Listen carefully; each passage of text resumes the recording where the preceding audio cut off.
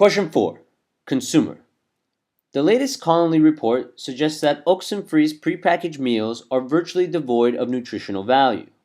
But the Connolly report is commissioned by Danto Foods, Oxenfree's largest corporate rival, and early drafts of the report are submitted for approval to Danto Foods' Public Relations Department.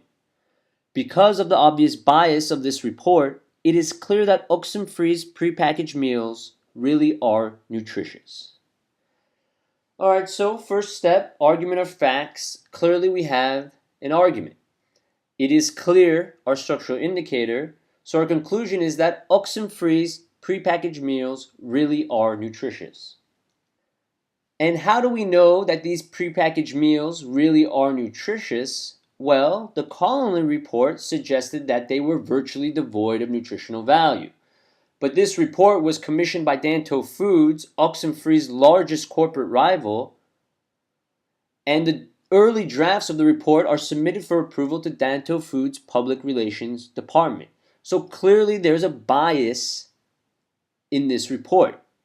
It was commissioned by Danto Foods, Oxenfree's largest corporate rival. So the consumer takes this bias to conclude not that we can question the accuracy of the Connolly's report on Oxenfree's prepackaged meals, but rather that Oxenfree's prepackaged meals really are nutritious. So again, these are the premises, basically that the report is biased, that showed that they were devoid of nutritional value, therefore the prepackaged meals are nutritious. Clearly this is a flawed argument. The correct conclusion would be that one could question the accuracy of the Connolly report's findings because they are clearly biased. But one cannot take that evidence of bias to conclude the opposite, that they are really nutritious, right? This would be equivalent to me saying Philip Morris did a study showing that nicotine is not addictive, but clearly Philip Morris has a financial interest in making such a claim, therefore nicotine is addictive.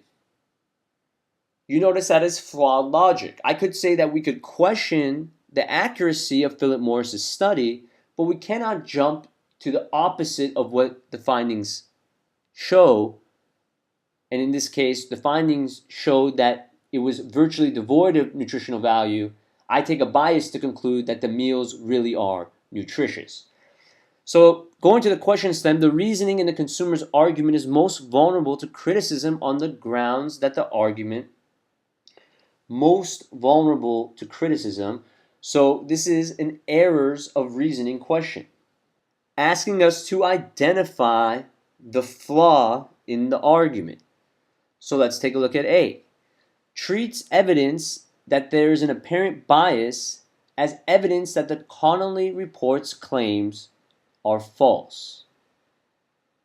And you notice that A is exactly what we talked about. It takes the bias to conclude not that the Connolly report's claims could be questioned, but rather that they are false, devoid of nutritional value, to conclude that the meals really are nutritious, obviously saying that it's false, that they are virtually devoid of nutritional value. So A here would be the correct answer. However, let's quickly check the remaining answer choices. B draws a conclusion based solely on an unrepresentative sample of Oxenfree's products. And you notice that doesn't apply because both our conclusion and our evidence, the support, right, the premise, are about Oxenfree's prepackaged meals. So it is not based on an unrepresentative sample.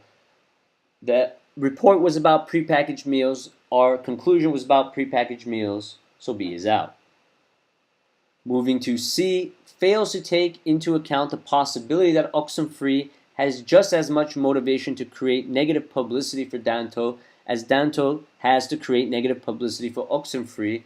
Again, completely irrelevant. This is not about what Oxenfree has a motivation to do or not to do. It's about taking this study commissioned by Oxenfree's largest corporate rival and conclude that what it finds about Oxenfree's products is actually untrue. So C is out. D fails to provide evidence that Dantos Foods prepackaged meals are not more nutritious than Oxenfree's are. And true, it does fail to provide evidence that Dantos Foods prepackaged meals are not more nutritious than Oxenfree's are, but that's not a flaw in logic. This conclusion is not about Dantos Foods, it's about Oxenfree's products, so D does not apply. And then lastly, checking E presumes, without providing justification, that Danto Foods' public relations department would not approve a draft of a report that was hostile to Dantos Foods products. And E clearly doesn't apply. The consumer does not do that, so E would be eliminated. Again, A, exactly what we saw here. Just because Philip Morris does a study that shows nicotine is not addictive doesn't mean I can take that to conclude that nicotine is addictive.